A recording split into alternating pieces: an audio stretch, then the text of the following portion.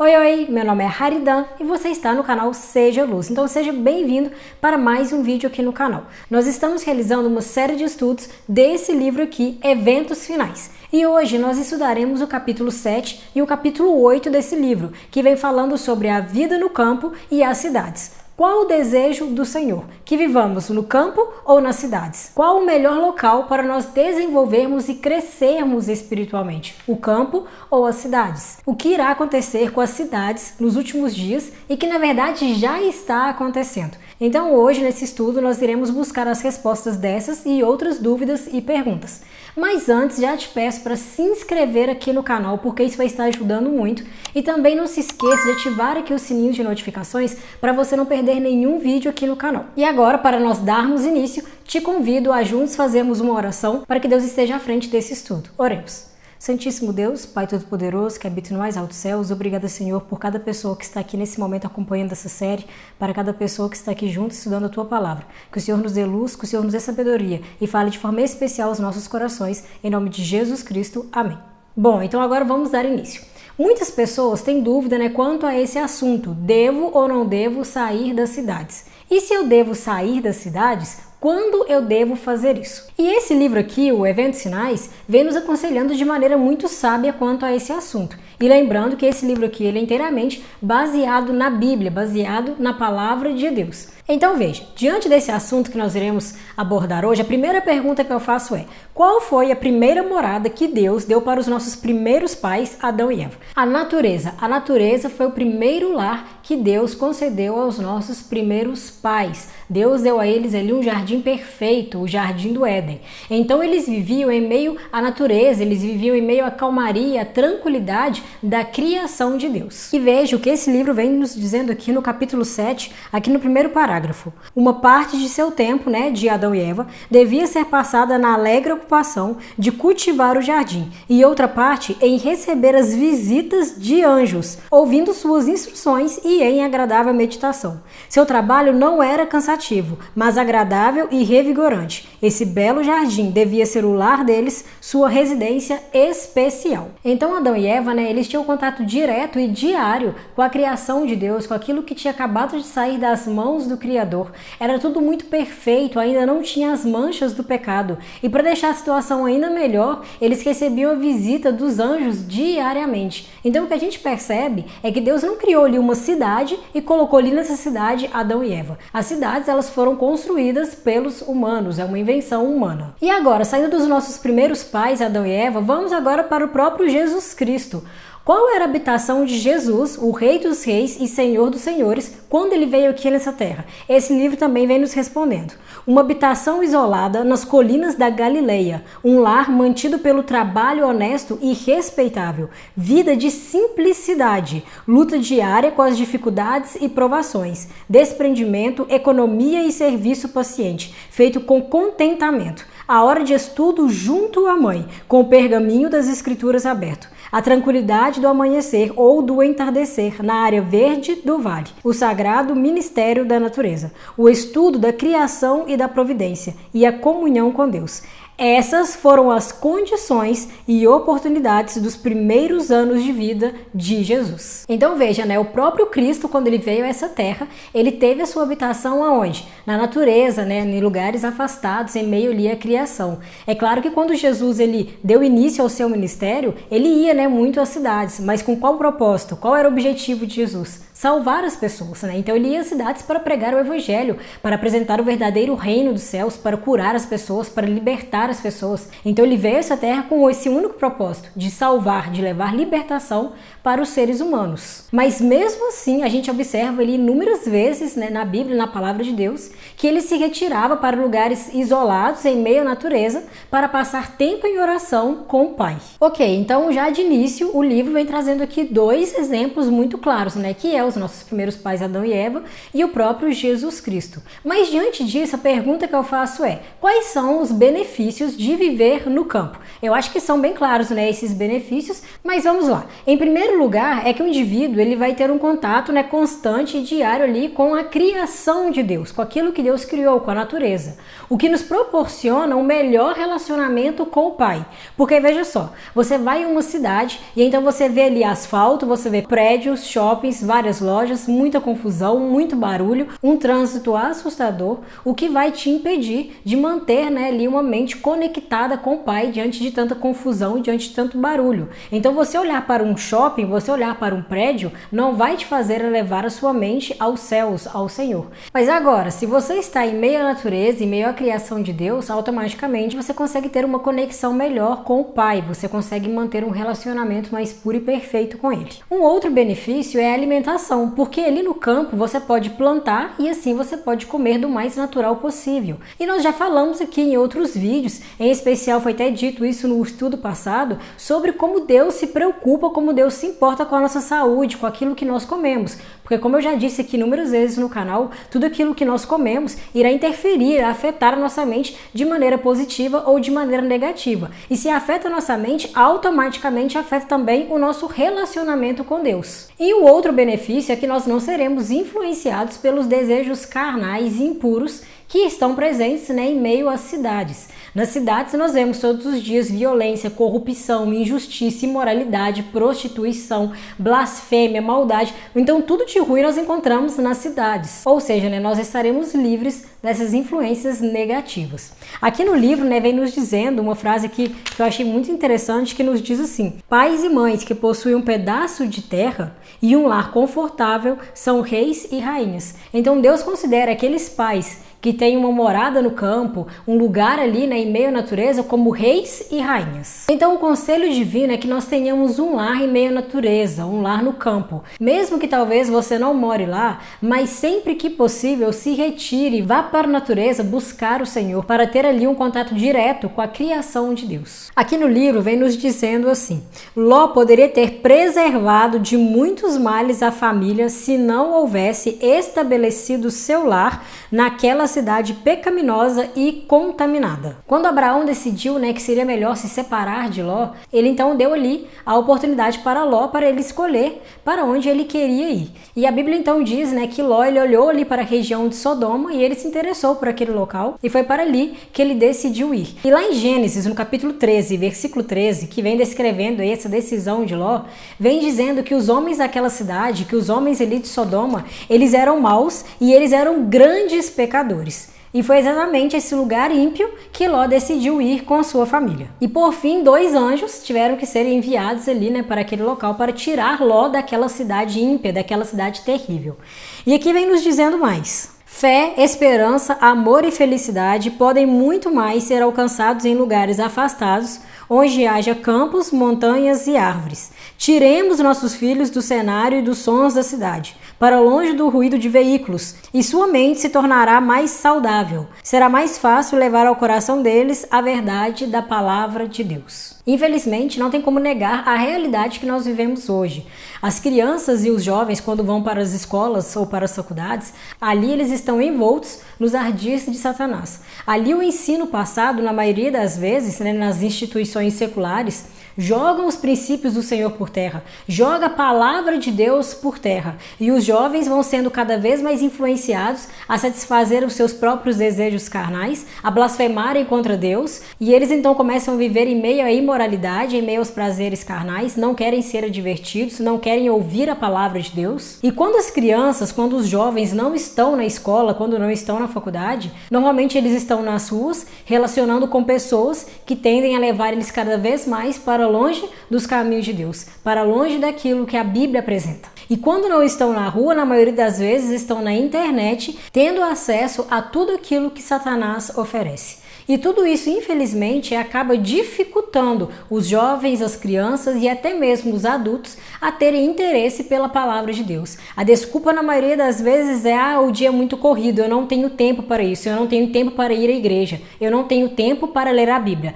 E aí, então, a Bíblia ela fica aberta ali, talvez em cima de um estante, empoeirando, mas sem ninguém para pegar aquele livro e realmente estudar as maravilhosas promessas do nosso Senhor e Salvador Cristo Jesus. E aqui vem nos dizendo: para muitos dos que residem nas cidades, sem ter um cantinho de relva verde em que pisar, que olham ano após ano para pátios imundos, becos estreitos, paredes e pavimentos de tijolo e céus nublados de poeira e fumaça, se pudessem ser levados a alguma região agrícola, cercada de campinas verdes, matas, colinas e riachos, céu limpo e ar fresco e puro do campo, isso lhes pareceria quase um paraíso. Então a natureza nos proporciona paz, tranquilidade, saúde física, mental e espiritual. A natureza ela revigora o nosso ser. E aqui vem dizendo mais: o ambiente material das cidades constitui muitas vezes um perigo para a saúde. Observe só, o constante risco de contato com doenças, e isso é mais do que uma realidade na nossa vida, o predomínio de ar poluído, água e alimento impuros, as habitações lotadas, obscuras e insalubres são alguns dos males enfrentados. Não era desígnio de Deus que o povo se aglomerasse nas cidades, se apertasse em edifícios e cortiços. Então esse nunca foi o ideal divino. Deus ele não quer que vivamos em meio às doenças, em meio a vírus, poluição. Ele não quer que nos alimentemos de alimentos imundos, contaminados, industrializados, processados. Tudo isso prejudica a nossa saúde. Tudo isso ataca o nosso corpo, que é o templo do Espírito Santo. E esse livro também vem trazendo algo muito interessante aqui no início do capítulo 8, que é sobre Caim, né? Quando Caim ele matou Abel, ele matou o seu irmão, ele então foi advertido pelo Senhor. E então Caim ele saiu da presença de Deus. E ao sair da presença de Deus, Caim então constrói uma cidade. E ele colocou o nome do seu filho mais velho nessa cidade. E então, a partir disso, as cidades vão crescendo cada vez mais, vão se desenvolvendo cada vez mais. E as pessoas automaticamente começam a ficar mais ímpias, mais impuras e mais imorais. Começam a cometer coisas terríveis, vão deixando Deus de lado, começam a adorar vários e vários deuses e começam a levar uma vida de impiedade, de impureza e de imoralidade. Uma vida realmente carregada pelo pecado. Até então que nós vemos o dilúvio. E o livro aqui continua nos dizendo que as cidades são consideradas viveiros de imoralidade. Veja o que nos diz aqui.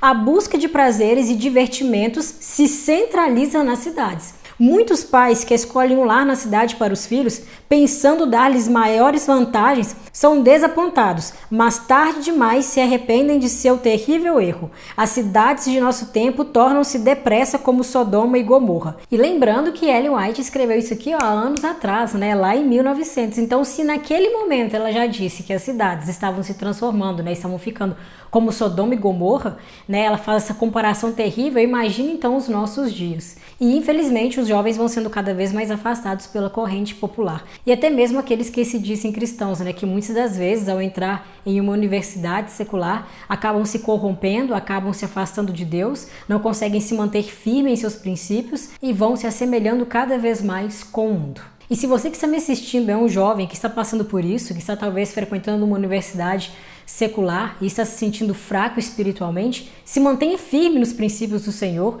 se posicione, mostre que você é o filho do Rei do Universo, não tenha medo dos seus princípios, não tenha medo ou vergonha de declarar para as pessoas que você tem um Deus que cuida de você, que o Deus que você acredita é o Deus Criador dos céus e da terra. E aqui vem nos dizendo mais: o fim está perto e cada cidade será transtornada de todos os modos, haverá confusão em todas as cidades. Tudo que puder ser abalado há de ser abalado, e não sabemos o que virá em seguida. Os juízos serão de acordo com a iniquidade das pessoas e à luz da verdade que elas tiveram. Então, da mesma forma que Sodoma e Gomorra foram cidades que receberam o juízo divino por causa da imoralidade, por causa do pecado, o mesmo irá acontecer novamente com as cidades ímpias dos nossos dias. Porém, ainda existem pessoas nas cidades que anseiam receber a luz da verdade, que anseiam ouvir sobre Jesus Cristo. E quando essas pessoas ouvirem o verdadeiro evangelho, então elas se arrependerão e se converterão ao Senhor.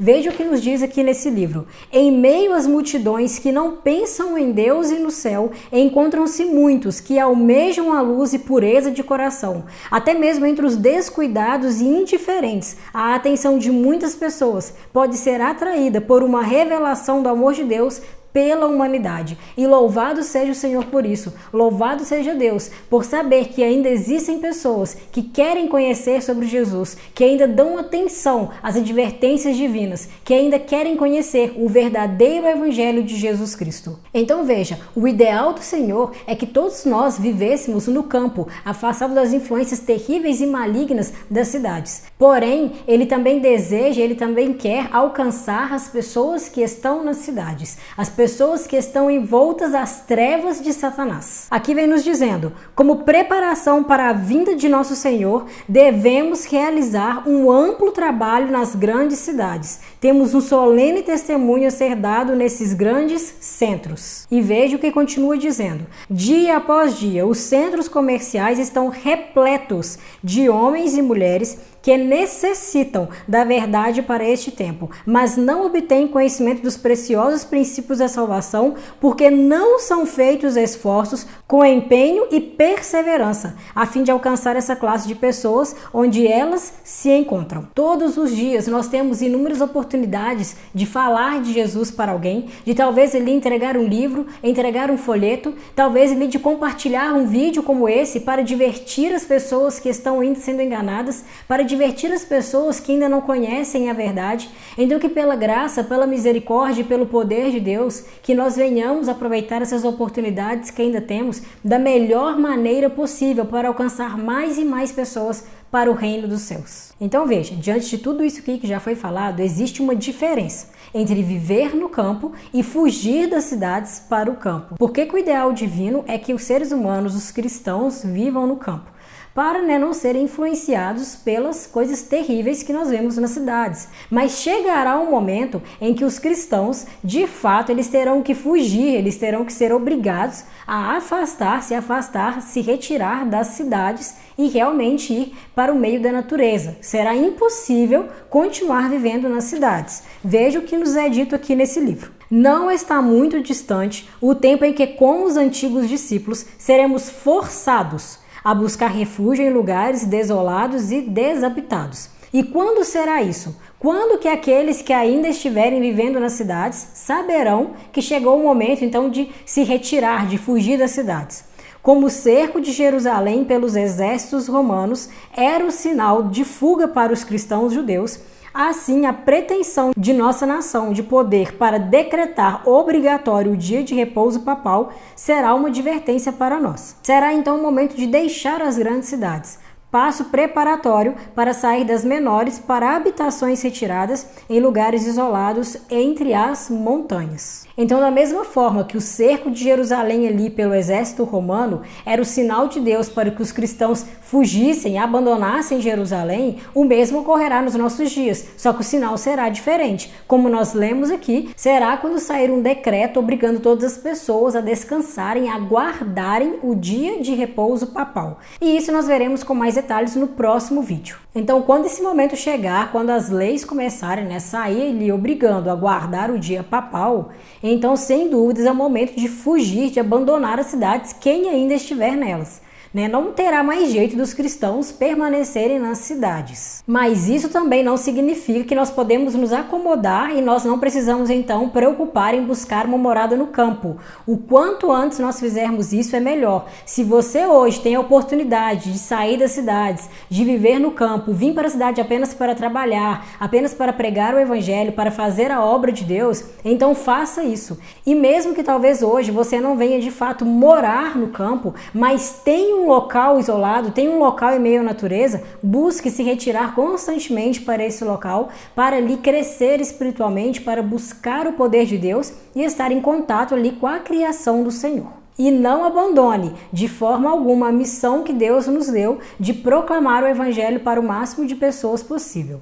Um grande teologano chamado Alberto Tim, ele participou de um documentário sobre o espírito de profecia, sobre Ellen White. E ele veio dizendo o seguinte: ainda é um momento onde precisamos batalhar pela conversão das grandes cidades. Então não abra mão do seu chamado, não deixe de lado aquilo que Deus te confiou, de pregar o evangelho, de falar de Jesus para as pessoas que estão ao seu redor, para aquelas pessoas que te cercam. Ainda há muitas pessoas para serem alcançadas. Jesus, ele quer usar a mim, ele quer usar você para cumprir essa missão de pregar o evangelho. Aqui vem nos dizendo, que nem todas as pessoas conseguirão deixar as cidades por enquanto, mas vem nos dizendo sim. Conforme o tempo avança, cada vez mais o nosso povo terá que sair das cidades. Durante esses anos, temos recebido a instrução de que nossos irmãos e irmãs, e especialmente as famílias que têm filhos, devem fazer planos para abandonar as cidades, conforme se abra diante deles o caminho para fazer isso. Muitos terão que trabalhar com empenho para ajudar a abrir o caminho, mas até que seja possível sair, durante todo o tempo que permanecerem ali, devem ser muito ativos em fazer o trabalho missionário, por mais limitada que seja sua esfera de influência. Então, para você que ainda vive nas cidades, Deus tem um trabalho para você, que é alcançar pessoas para o seu reino. Então fale do amor de Jesus, mas também advirta as pessoas sobre o juízo vindouro. E ore ao Senhor. Peça a Ele para que direcione a sua vida, para que conduza os seus caminhos. Peça a Ele para te ajudar a ter uma morada no campo, a fazer a vontade dEle. Clame ao Senhor e tenha certeza que Ele irá te ouvir, que Ele irá te ajudar, que Ele irá conduzir a sua vida e Ele te dará o melhor local possível. Dias difíceis virão. Um tempo de angústia qual nunca antes visto. Nós cristãos seremos perseguidos, passaremos por coisas terríveis, mas a mão poderosa de Deus, a mão poderosa do nosso Senhor e Salvador Cristo Jesus estará conosco, nos guardará, nos preservará, nos protegerá até a sua gloriosa volta a essa terra. E hoje é o tempo de se preparar para a volta de Cristo. Hoje é o tempo de nos afastar, de fugir das influências do mal, de fugir das tentações. Hoje é o tempo de se encher do Espírito Santo, do poder divino e proclamar as boas novas do Evangelho para as pessoas que estão ao nosso redor, para proclamar que Cristo em breve voltará a essa terra. E mesmo que você ainda viva nas cidades, fuja da imoralidade, fuja daquilo que te afasta do Senhor. Seja uma luz, seja uma testemunha, seja uma luz na sua vizinhança, seja uma luz na sua família, uma luz na sua faculdade, na escola, no trabalho. E proclame que em breve, muito em breve, Cristo Jesus, o Rei dos Reis e Senhor dos Senhores, voltará a essa terra